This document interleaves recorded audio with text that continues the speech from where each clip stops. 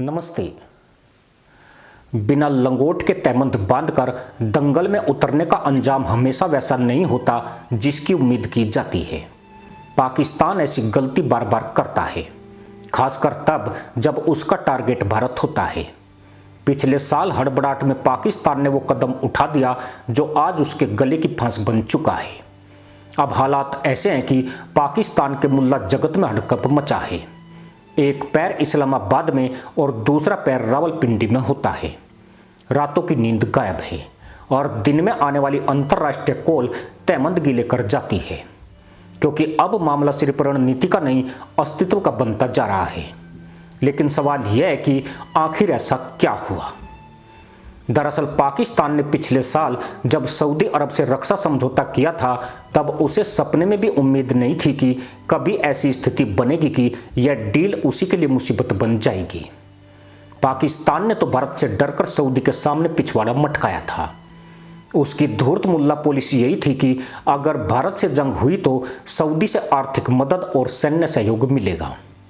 अगर जंग ना भी हुई तो सऊदी उसे फिर भी तेल और पैसे देता रहेगा। लेकिन इस समझौते के बावजूद पाकिस्तान को आज तक एक पाई भी नहीं मिल पाई। ऊपर से सऊदी पर ईरान के हमले ने पाकिस्तान की धूर्त मुल्ला पॉलिसी की ही धज्जियां उड़ा दी। पाकिस्तान का मुल्ला चैप्टर यही कहता रहा कि अमेरिका की वजह से सऊदी पर कोई हमला नहीं करेगा, इसलिए उसके साथ युद्ध की संभावनाएं भी कमजोर हैं। लेकिन भारत के साथ पाकिस्तान का युद्ध पक्का है, इसलिए इस डिफेंस डील का पूरा फायदा पाकिस्तान की झोली में आएगा। लेकिन ईरान, इजराइल और अमेरिका की जंग ने पाकिस्तान के तोते उड़ा दिए हैं।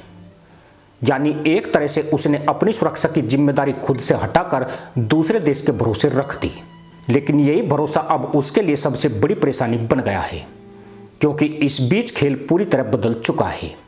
मिडिल ईस्ट में जो टकराव पहले पर्दे के पीछे चल रहा था, वह अब खुलकर सामने आ चुका है। ईरान, इजराइल और अमेरिका के बीच संघर्ष अब कई मोर्चों पर फैल चुका है। मिसाइल, ड्रोन, समुद्री रास्तों पर टकराव, हर दिन एक नया मोर्चा खुल रहा है। और सबसे बड़ा झटका तब लगा जब इस संघर्ष की आग खाड़ी के देशों तक पहुंच गई, जहां सऊदी अरब खुद को सुरक्षित मानता था। अब वही सऊदी अरब जिस पर पाकिस्तान ने भरोसा किया था, खुद हमलों के दबाव में है। तेल ठिकानों पर हमले हो रहे हैं, एयरबेस पर हमले हो रहे हैं और क्षेत्रीय अस्थिरता बढ़ती जा रही है। इन सब ने सऊदी की प्राथमिकताएं बदल दी है। पहले जहां वह दूसरों को सहारा देने की स्थिति में था, अब वह खुद अपनी सुरक्षा में उलझा हुआ है।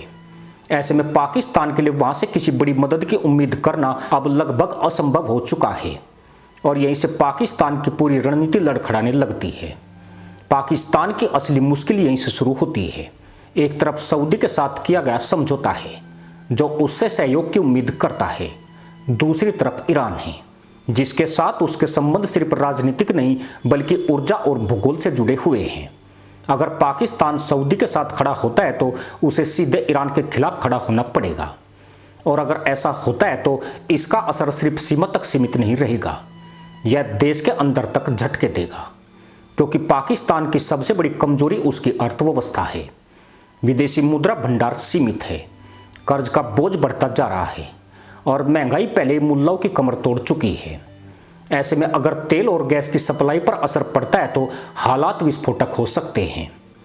पाकिस्तान अपनी ऊर्जा जरूरतों का बड़ा हिस्सा बाहर से लाता है और अगर सप्लाई चेन हिलती है तो इसका सीधा असर उद्योग, ट्रांसपोर्ट और रोजमर्रा की जिंदगी पर पड़ेगा। यानी बाहर जंग का दबाव और अंदर आर्थिक विस्फोट दोनों एक साथ हो जाएंगे। और यही वह मोड़ है जहां पाकिस्तान की स्थिति सबसे ज्यादा कमजोर दिखती है। अगर वह सऊदी के साथ खड़ा होता है तो ईरान का खतरा है, अगर ईरान से दूरी बनाता है तो ऊर्जा संकट है, और अगर दोनों के बीच संतुलन बनाने की कोशिश करता है तो दोनों का भरोसा खोने का डर है। यानी हर रास्ता जोखिम भरा है और हर फैसले की कीमत बहुत भारी हो सकती है। इस पूरे खेल में एक और पहलू है जो पाकिस्तान को और ज्यादा परेशान कर रहा है, और वह है समय। हालात हर दिन बदल रहे हैं और हर बदलाव पाकिस्तान पर नया दबाव डाल रहा है। पहले जो फैसले महीनों में लिए जाते थे, अब उन्हें दिनों और घंटों में लेना पड़ रहा है। लेकिन समस्या यह है कि जल्दी में लिया गया हर फैसला उसे और गहरे संकट में धकेल सकता है।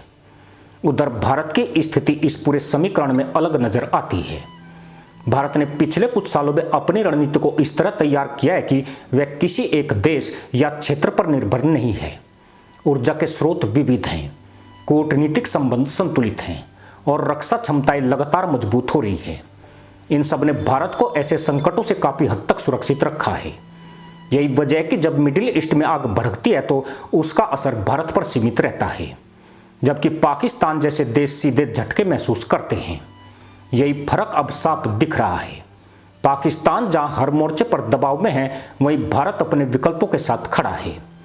पाकिस्तान के पास सीमित रास्ते हैं, जबकि भारत के पास कई रास्ते खुले हैं और यही अंतर आने वाले समय में और बड़ा होने वाला है।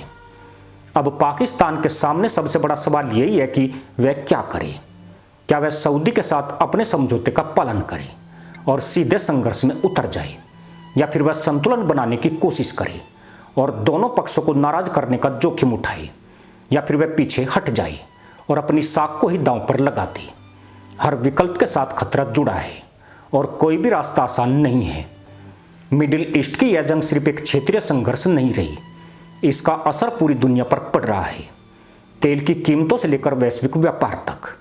और इस पूरे खेल में पाकिस्तान जिस जगह खड़ा है, वहाँ एक छोटी सी गलती भी बहुत बड़ा नुकसान कर सकती है। यही वजह है कि इस्लामाबाद के गलियारों में बेचैनी है और हर फैसला लेने से पहले 100 बार सोचा जा रहा है। लेकिन सवाल यह है कि क्या सिर्फ सोचने से समस्या हल हो जाएगी, क्योंकि दंगल शुरू हो चुका है और मैदान में खड़े खिलाड़ी को फैसला लेना ही पड़ेगा। पाकिस्तान जितनी देर करेगा उतना ही दबाव बढ़ेगा और उतना ही उसके विकल्प कम होते जाएंगे। आखिर यह पूरी कहानी एक गलत आकलन की है। पाकिस्तान ने सोचा कि वह बिना पूरी तैयारी के बड़े खेल में उतर सकता है और जरूरत पड़ने पर कोई और उसकी मदद कर देगा। लेकिन जब असली परीक्षा का समय आया तो वही मदद गायब हो गई और अब वह अकेला खड़ा है, चारों तरफ से दबाव में है और हर दिशा में खतरे से घिरा हुआ है। अंत में तस्वीर साफ है। यह सिर्फ एक रक्षा समझौते की गलती नहीं है, बल्कि एक पूरी रणनीतिक सोच की कमजोरी है। पाकिस्तान ने जिस भरोसे पर अपनी नीति बनाई थी, वही भरोसा अब टूटता नजर आ रहा है। और जब भरोसा टूटता है तो सिर्फ रणनीति नहीं, पूरी व्यवस्था हिल जाती है। अब आने वाला समय तय करेगा कि पाकिस्तान इस संकट से निकल पाता है या नहीं। लेकिन इतना तय है कि इस बार की गलती ने उसे एक ऐसे मोड़ पर खड़ा कर दिया है जहां से हर रास्ता मुश्किल है, हर फैसला भारी है और हर कदम उसके भविष्य को बदल सकता है। दंगल में उतरना आसान था, लेकिन अब बाहर निकलना ही असली चुनौती बन चुका है। इसी के साथ अनुमति दोस्तों, जय हिंद, वंदे मातरम।